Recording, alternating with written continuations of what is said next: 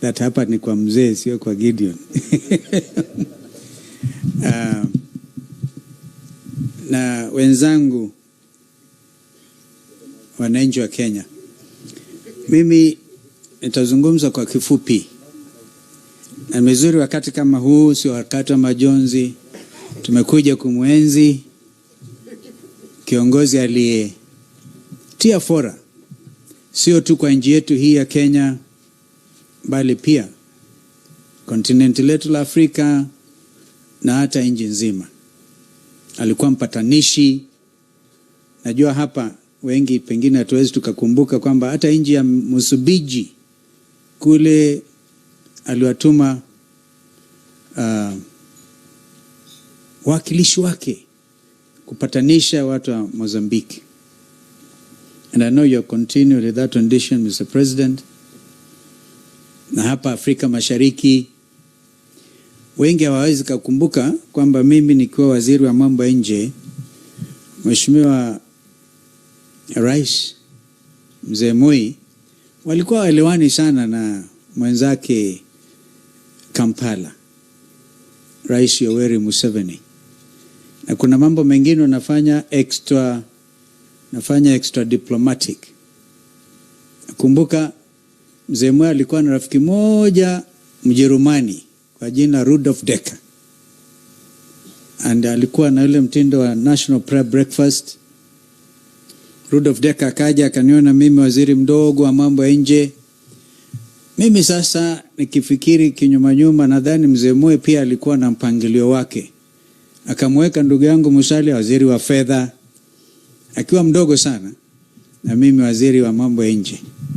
Nakumbuka I-code Musalia kwa ofisi yangu. Sasa hapa kuna mtego. Kama vijana tukiangusha mzee, the youth of this country will have no claim to leadership. Lakini tulijitahidi. Huyu Rudolf Decker akazungumza, akaniuliza, what can I do for you? Akamwambia, do me a favor. Kwa sababu Museveni na Moi waelewane, mimi nakutuma tu uende muone Museveni, muulize kwa heshima achukue simu ampigie Moi. Kwa sababu hata kimila umri, heshimu tu umri. Unajua mzee mzungu alifanya hivyo. Alikuwa rafiki wa dhati wa Mzee Moi.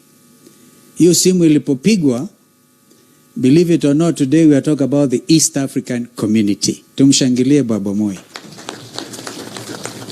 Kwa sababu they took it off. Kutoka hapa kazi yangu ikawa rahisi sana. Mpaka nikaulizwa niwe the first chairperson of the Tripartite Ministerial Commission. The current Prime Minister Museveni Rugunda, hata ndugu Kikwete alikuwa hajakuwa waziri wa mambo ya nje, alikuwa Rangesera. Na mimi kukutana KICC, tukaweka juhudi, mara sio mara, muda sio muda, tukarudi Arusha. Sasa jumuiya ndio hiyo. Sasa hivi katika all public functions tunaimba nyimbo, wimbo wa taifa, vile vile wimbo wa Afrika Mashariki. Jumuiya hiyo na nyinyi Mheshimiwa Uhuru na wenzako mkadumisha. Tuwawepa heko. Kwa hivyo wakati huu wa kuzungumza kumwenzi Mzee Moi, I think it's also good now I speak a bit about what my colleagues have said. You have actually honestly tried, Mheshimiwa Uhuru. We congratulate you. We really do. Yani unatukanwa kiajabu ajabu. And you take it in stride. Hata wengine wanaokutukana, ambao wengine wanakuonea ama kukutakia mabaya, wao wenyewe wanaosema madynasty na mahasla, if I remember, kwa sababu wakati kukumbuka ama sivyo, nakumbuka mimi nilikuwa organizing secretary wa KANU. Kwa hivyo Ephraim Maina, I remember when Mzee Mudavadi gave you your certificate. You are a life member. Actually I was organizing secretary, Mzee Mudavadi was the secretary general. Alafu ikafika wakati NDP wanajiunga na KANU. Ndugu Raila huyo akaja.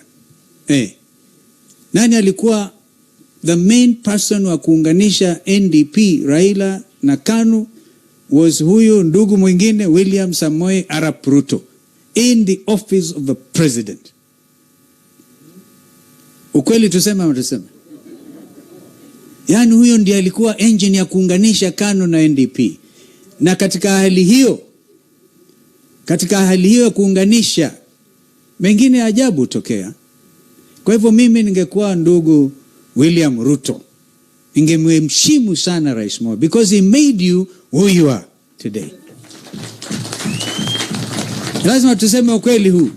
Kwa sasa kama unashambulia kusema familia ya Moi ni dynasty, wewe ulikuwa uko ndani. In effect, you are more of a son than Gideon, if I remember. So this is it. Kwa hivyo lazima tutasema haya, lakini leo munisamee tu, msije mkaudhika kasema huyu Kalonzo sasa ameanza kuropoka. Lakini that is the whole truth.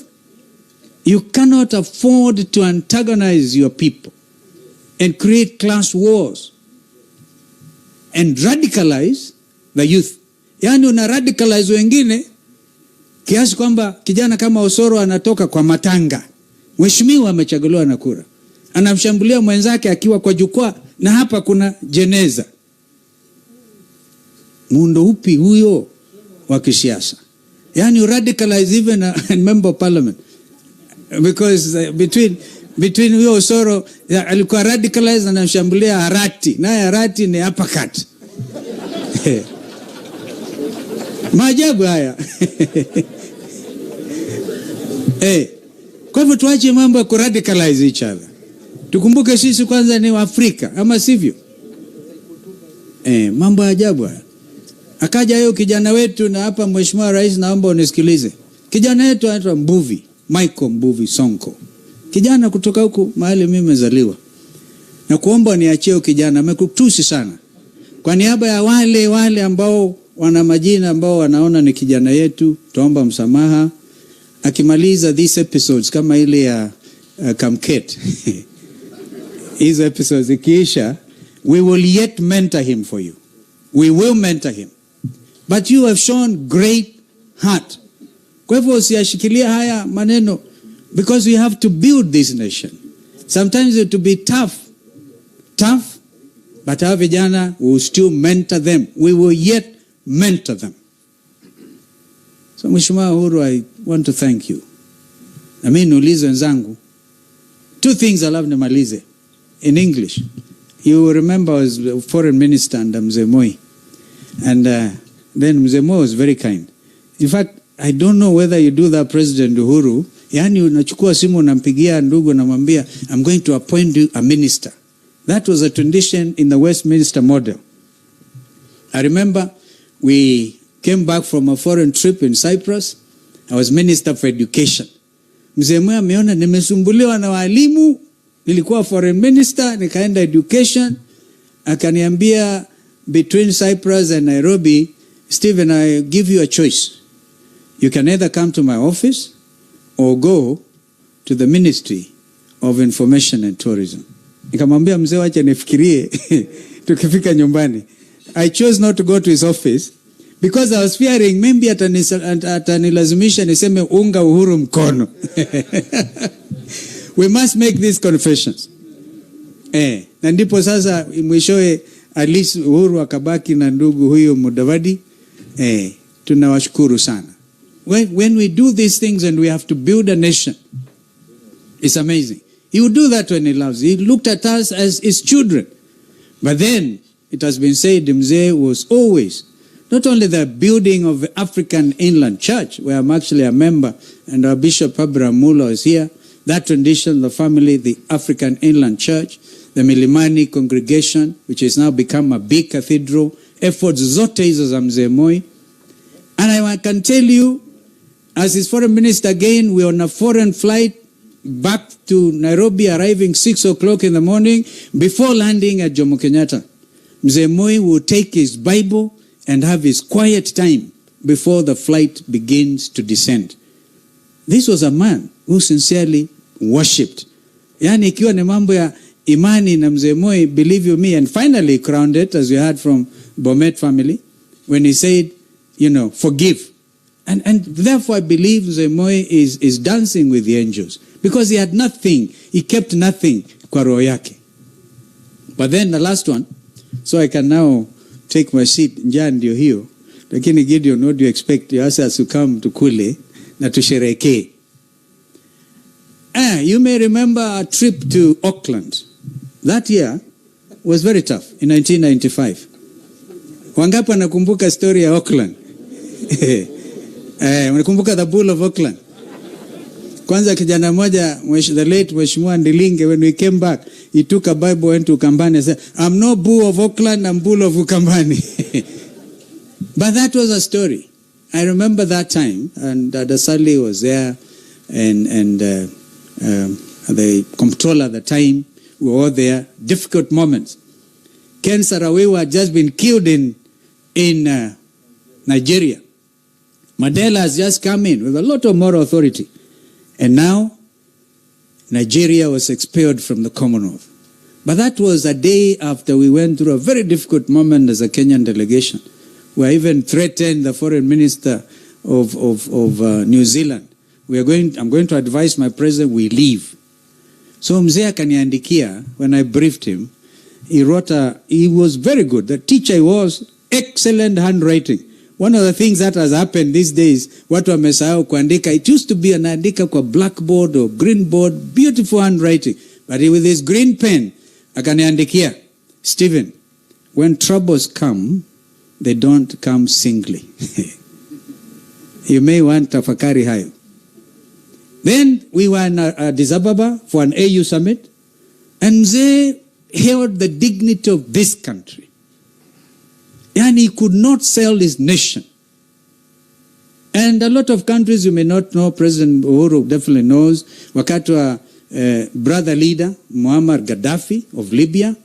A lot of African countries used to be sent ndege na kubebwa na brother leader wanapelekwa Addis Ababa for AU summit. Mzee Moi would not agree to that. In a summit, private session, he listened to what people are saying about Gaddafi. Aliheshimu yeye kama brother leader, kiongozi mwenzake. But then mzee wrote things that are stuck in my mind. Akasema, he who pays the piper calls the tune. Now, come to think of it. Come to think of it. Ambao wanalipwa sasa kufuruga amani inji yao, ni lazima amlipe. Because he's calling the tune. He has paid the piper. And this is a matter that is serious, Mheshimiwa Rais. We are not going to do here because you kill by the sword, you die by the sword. It's biblical, as our brother there mentioned. And Mzee Moi would never shed innocent blood. And all those who even tried to say, kumwahusisha na hiki na kile, it never was true. Never true. Because as his foreign minister, would confide in me sometimes, very deeply. Nikaona hii sio mambo ya foreign minister, ni mtoto. That's why I feel now, in conclusion, I consider myself a member of this family. And I want to remind Brother Gideon, when I last came and had lunch, mebaba mbuzi wawili, kamletea mzee. Mzee alikuwa ameningojea kwa sababu kufika kwa mazishi ya baba mzazi, and Wambua ambaye mmemzika last weekend in Boni, mzee's manager wa flower farm, akanileta. In fact, I was treated so well that day. I never seen mzee ordering nipatiwe maua. Which is what happened. And then we had lunch. When time is ripe, I will remind you and our brother Uhuru, because he was not there, what mzee told us. Na hayo, ndio mimi nasema hapa nitangaze, tutafanya kazi na huyu ndugu Gideon Moi. Because hayo yalikuwa mapenzi ya Baba Moi. May God rest his soul in eternal peace. Amen.